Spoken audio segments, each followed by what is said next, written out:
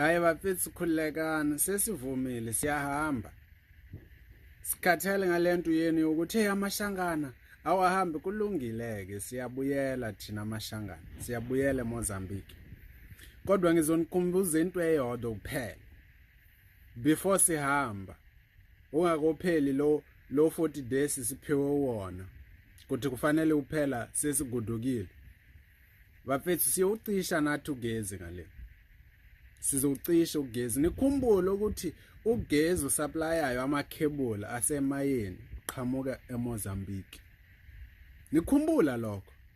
Nokuthi zikhona ezinye indawo la eSouth Africa ugezi usebenzayo uqhamukayo eMozambique. Ningakukhohlwi lokho bafethu. Manje ngendlela nisiqosha ngayo ungathi thina la eSouth Africa asinalutho. Nikhumbula futhi ukuthi nalezindlu nina nilala kuzona. Lawo ma RTP lawa nilala kuwona. Ithina siwakhile. Lawo ma business nisiqoshayo kuwona amatafula. Nikhumbula ukuthi amashangana iqala lento amatafula na ingenela nani. Eqaleni beningavumi nina lento. Benisho ukuthi aninandaba namashumi. Manje nina indaba namashumi ngiyanibona. Seyikhona indaba nalawa mashumi lawa thina siwatholayo lapha etafuleni. Ngakho nisiqosha. Nisiqosha ngathi zizinja. Kulungile siyabuyela. Siyoyenza nathi yethu imashi ngale yokucisha ugezi lo uzayo la eSouth Africa.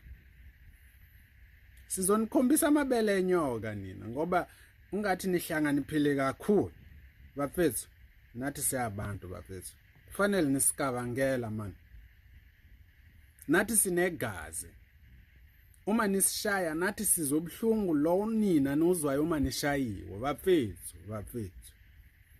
Wayisiqabana siyabantu omnyama bafethu. Lento yenu bafethu niyenzayo ibhlungu kimi bafethu. Kodwa hayi kulungile siyahamba.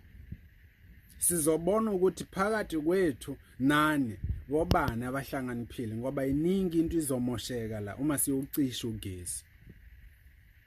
Kodwa ayisivumileke siyahamba. Mina kusasa lokuzayo ngiyahamba.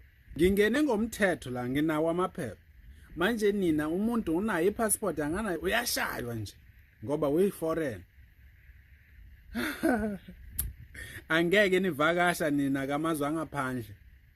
Bafethu. Ikhona into ivalekile emqondweni wenu. Kodwa sizoyivula.